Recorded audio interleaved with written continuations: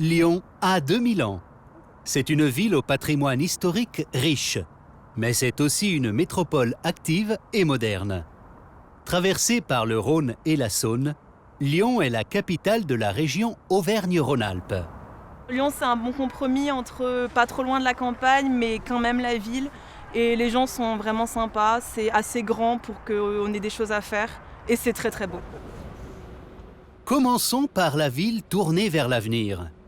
Le quartier de la Confluence se situe sur la presqu'île lyonnaise entre les deux cours d'eau.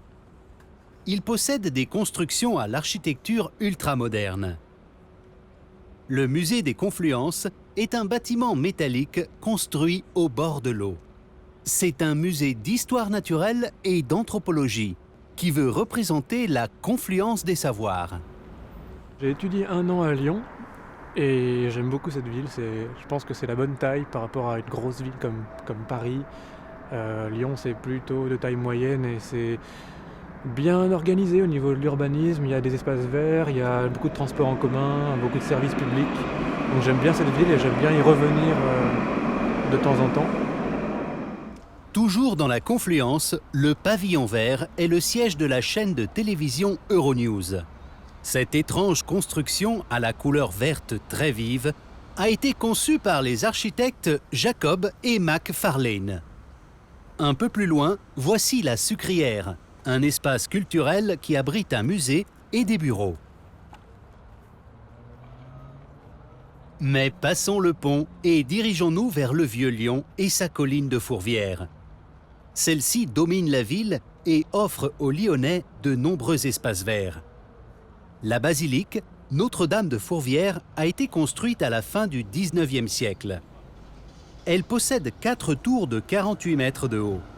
Un porche monumental permet de rentrer dans l'édifice. Un lion en pierre, surnommé le lion de Juda, garde l'entrée de la basilique.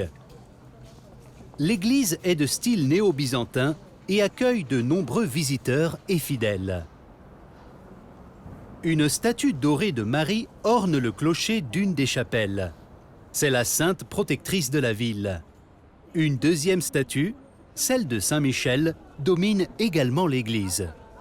Ça fait 4 ans que je suis à Lyon et l'endroit que j'aime, c'est l'endroit où je vis, c'est le Vieux-Lyon. Et je trouve ce quartier génial, moi j'adore.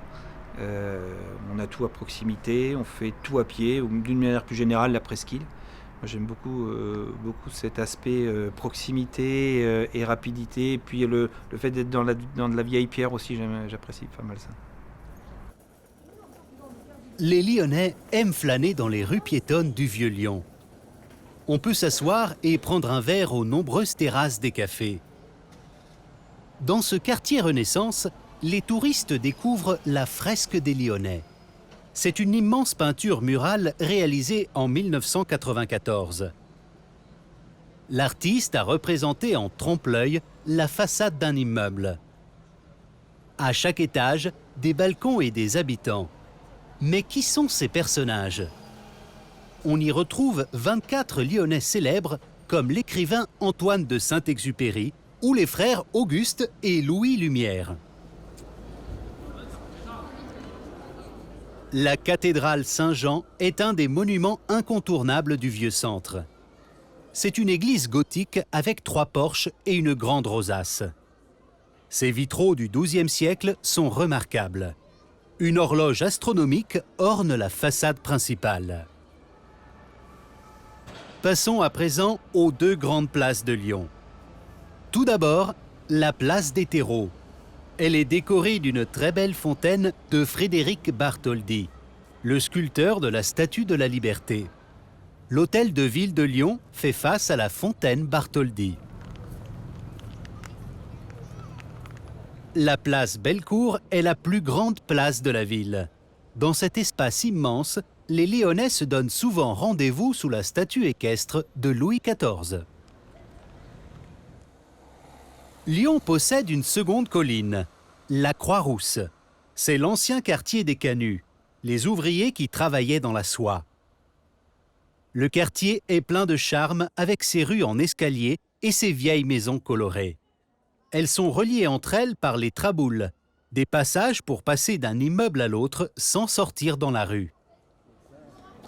J'aime énormément les traboules du Vieux-Lyon aussi, qui sont très agréables, et les quais de Saône, parce que c'est un grand fleuve tranquille où on peut s'asseoir et où il y a du monde partout. Et à la fois il y a du monde partout et à la fois on peut être juste sous un pont et avoir les pieds dans l'eau et c'est super agréable quoi.